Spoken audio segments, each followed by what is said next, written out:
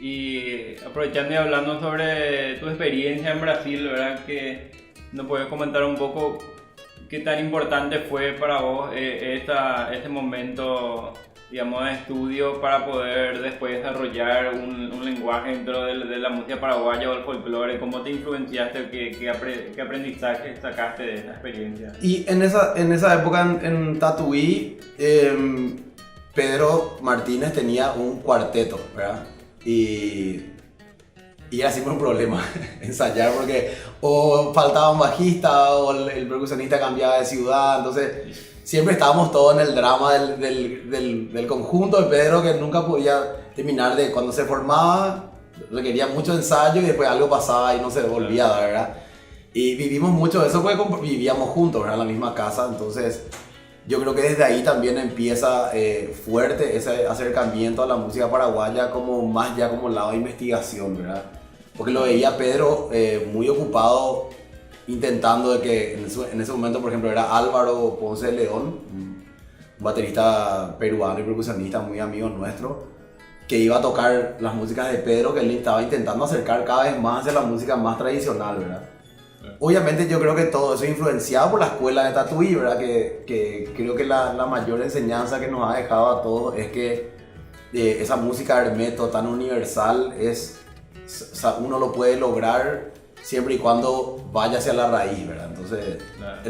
yo creo que la enseñanza era no aprender a tocar música brasilera, sino que entender que si quieres hacer tu música de raíz, tenés que tratar de llegar a la fuente para de ahí, qué sé yo, experimentar un poco más y modernizarla un poco más, ¿verdad?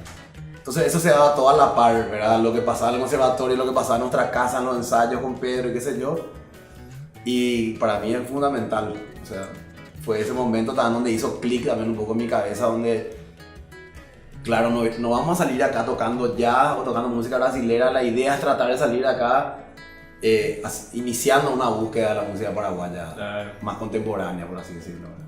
Qué bueno, genial, realmente o sea, que puedas contar así, ¿verdad? Que la escuela no se trata, ¿verdad? De moldearte, ¿verdad? Sino que de Ajá. darte esas herramientas para que después vos inicies tu Sí, búsqueda, porque ¿verdad? veíamos lo mismo en amigos uruguayos que hacían lo mismo con el candombe, o argentinos, o peruanos ni hablar, ¿verdad? Que ya tienen lo Claro. muy desarrollado, lo que es el afro-peruvian, jazz y todo eso.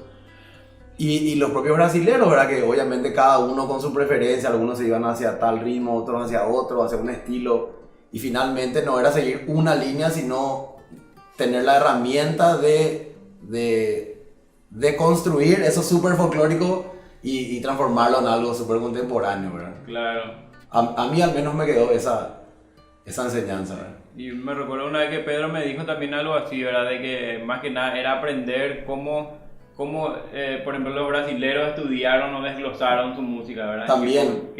Y dentro de eso, ¿cómo te recordás o cuáles fueron los elementos, cómo pensás que fuiste tipo armando el rompecabezas de la música paraguaya?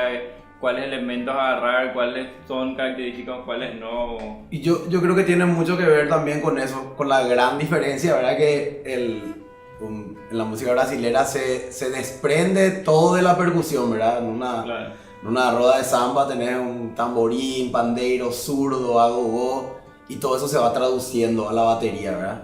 Vas reduciendo o, qué sé yo, ¿verdad? Una sola persona hace lo que hacían 10, ¿verdad? Claro.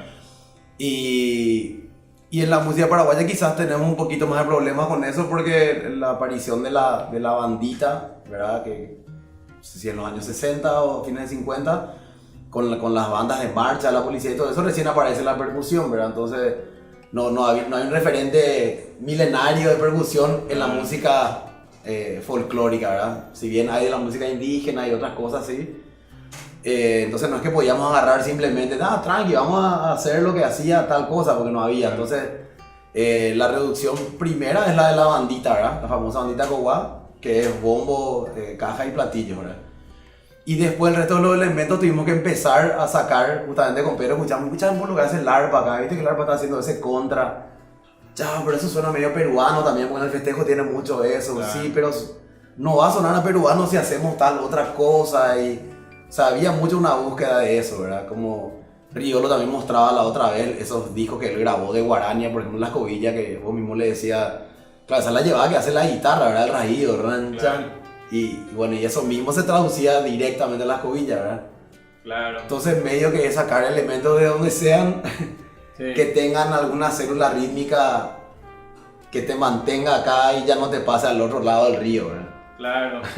Y Que es muy fácil también, una pequeña cosita ya sos chamamé Totalmente. o ya sos samba argentina, ¿verdad? Totalmente. Eso yo entiendo también la dificultad de encontrar esta característica que acá hay y en los otros no, ¿verdad?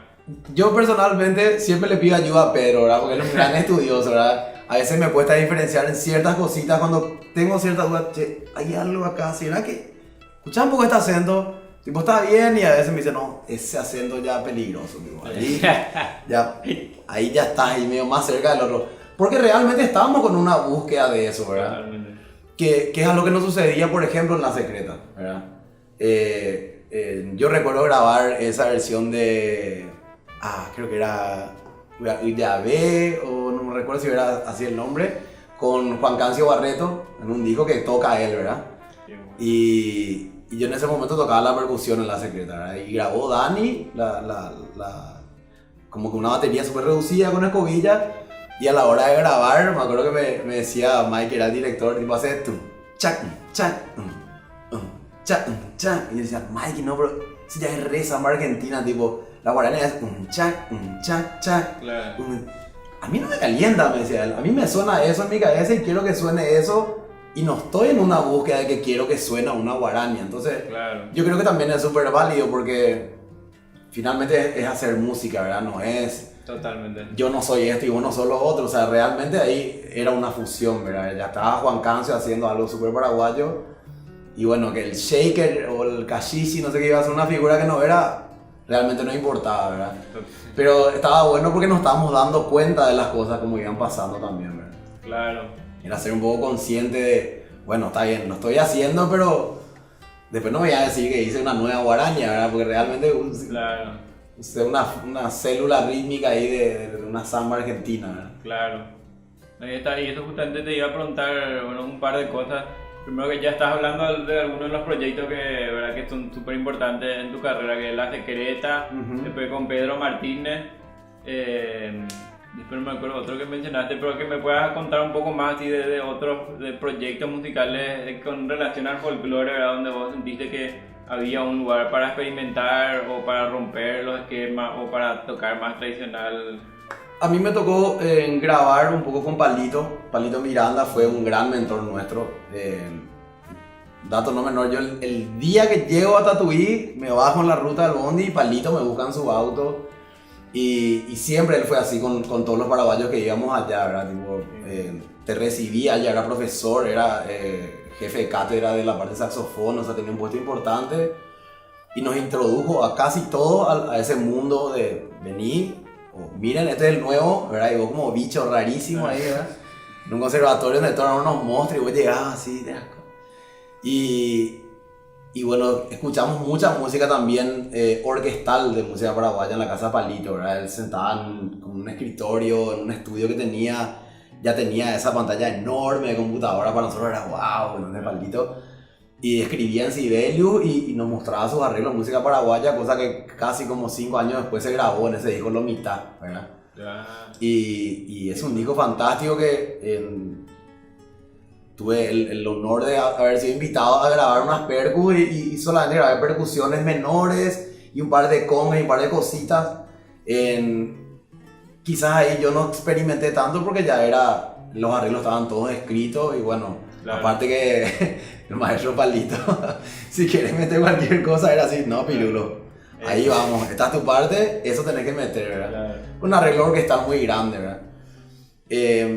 Y después quizás un poquito con Lisa Abogado, tocando un poco en esa fusión que hubo también con el Pedro Martínez de cantar un poco arreglos de canciones más tradicionales que las que hacíamos con Pedro, cantadas.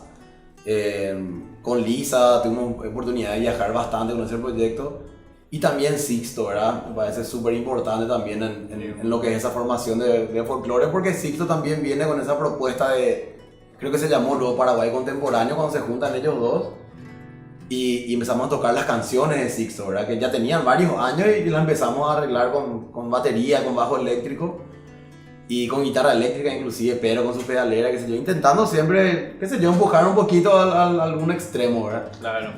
Y Sixto súper importante porque tenía súper claro a dónde iba también, ¿verdad? Sus temas ya estaban compuestos pensando en acompañamientos de, no sé, bandita cerrada, bandita abierta. Claro. Acá quiero solo percu, acá quiero solamente clima, o sea, yo creo que ayuda mucho trabajar con gente que está guiando un poco porque ya tiene una visión de la música, de cómo va a sonar y después queda como que agregarle tu toque, tu técnica y lo que obviamente la persona te lo pide porque no lo puede hacer, quiere que vos toques pero ya te está guiando el camino, ¿verdad? Claro. Entonces quizás un poco, siempre es muy importante trabajar también con música autoral, ¿verdad? Sí. A pesar, o sea, además de también tocar encima de música o hacer covers de folclore o lo que sea, ¿verdad? Claro. Y sí, a mí siempre me pareció muy peculiar también esa idea de que hay músicos, digamos, que vienen a ponerle de otros géneros y después se introducen al folclore, ¿verdad? Ajá. O sea, más que nada hablando de la fusión, ¿verdad? Ujú. Cuando se hace una fusión de folclore, hay músicos que vienen de un género específico como el jazz o el rock y después se introducen más al folclore, pero hay otros músicos que ya vienen del folclore y después se introducen a otro género, ¿verdad? Entonces y hay otra como onda. otra tradición, ¿verdad? Tipo, Sí. la arpa paraguaya, ¿verdad? Es folclore.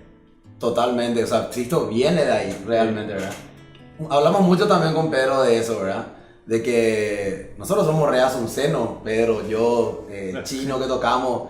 Entonces, siempre decíamos, Core, nunca vamos a tener teníamos una envidia, nunca vamos a tener esa esencia de quien se crió con el folclore. No Claro. importa que también sea asunceno o de donde sea, ¿verdad? Pero Sí.